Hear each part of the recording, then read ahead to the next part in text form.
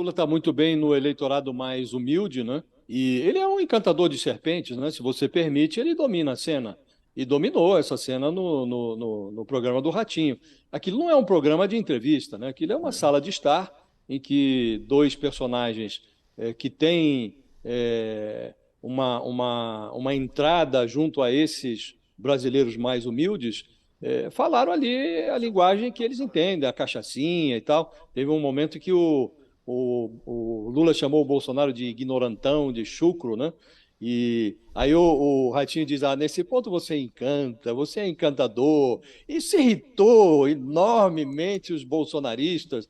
E aí uma parte ontem estava falando, mas o que importa? Estava falando ontem com um sujeito lá do comitê do Bolsonaro, eles ficaram muito chateados, né, com esse estilo que o Ratinho emprestou à entrevista, né? Um estilo Imagina, mais. Acham que imagina o Fábio Faria, acham... o Josias, o cunhado do Nossa Silvio Santos, Senhora. que é ministro das Eles acham que o Lula foi Comunicações. Eles avaliaram que o Ratinho foi muito mais condescendente com o Lula do que foi com o Bolsonaro. É Eu acho que foi igual, né?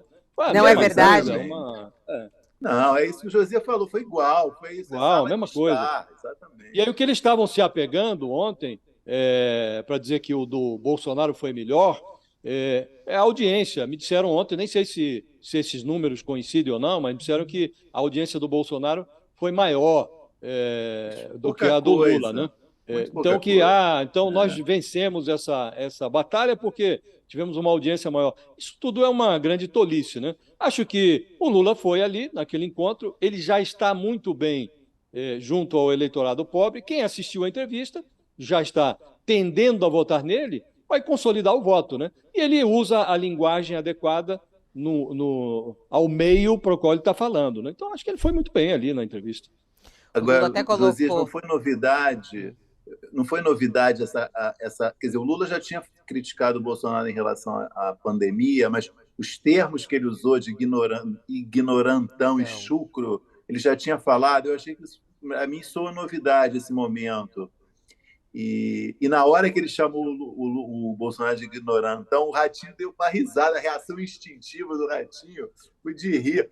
Quando acabou a entrevista, eu fui olhar de novo, porque eu falei, não é possível. E aí, realmente, ele riu. Você olha, quando ele fala, Ratinho, o Bolsonaro é um ignorantão, um chucro, o Ratinho faz assim, aí se corrige rapidamente.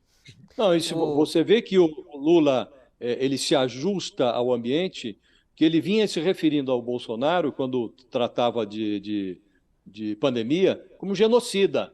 É um presidente genocida. Quando ele chega no Ratinho, ele troca o genocida por ignorantão e chucro, que é uma linguagem que o brasileiro mais humilde conhece, sabe o que é. Todo mundo sabe o que é um ignorantão e um chucro, né? E o genocida, não. O que é genocida? O que o Lula está querendo dizer? Então, ele se ajusta ao ambiente.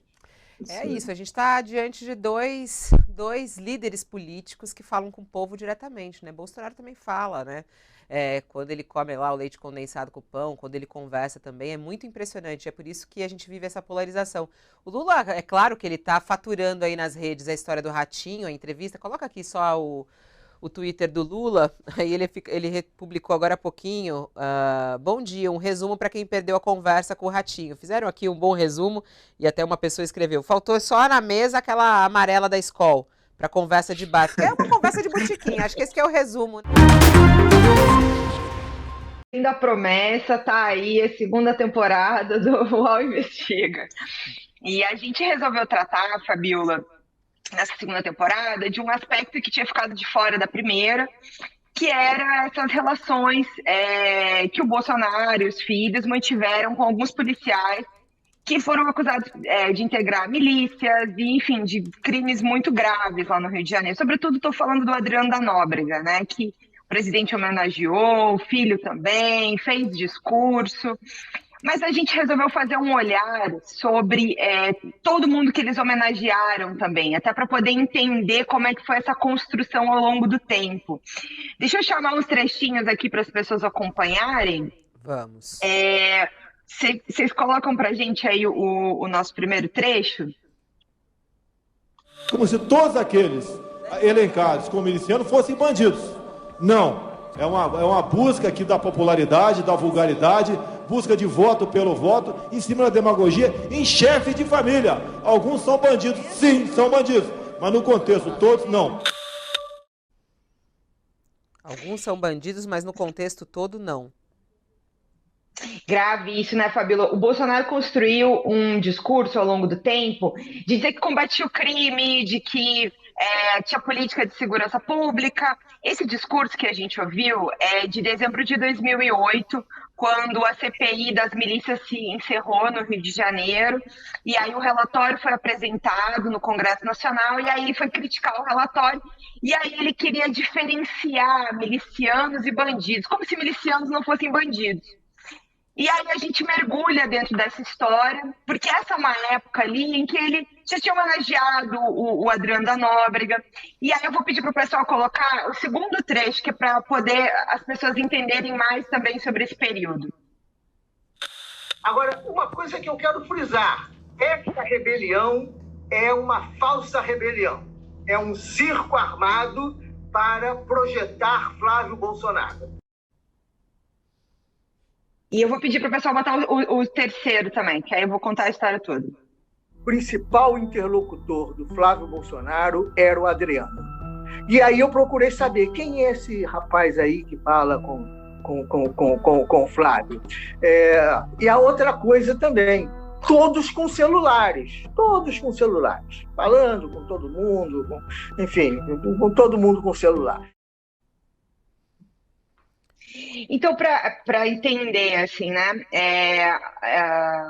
essa fala é de um sociólogo chamado Paulo Bahia, que foi secretário de Direitos Humanos do Rio de Janeiro entre 2003 e 2005. Ao longo dessa temporada, Fabíola, a gente fez um levantamento em torno de todos os policiais que foram homenageados pelo Clã Bolsonaro para saber quem eles eram, e a gente descobriu que eles homenagearam 75 policiais que responderam por algum tipo de processo criminal. Extorsão, organização criminosa, receptação, vários crimes, mas principalmente por homicídios. Aí, quem é, enfim, né, uma figura-chave disso? Adriano da Nóbrega. E aí, como já tinham vários dados, a gente investigou um pouco mais sobre isso. O que a gente descobre? Visitas do Jair Bolsonaro, junto com o Flávio Bolsonaro, ao Adriano da Nóbrega, no período em que o Adriano da Nóbrega estava preso.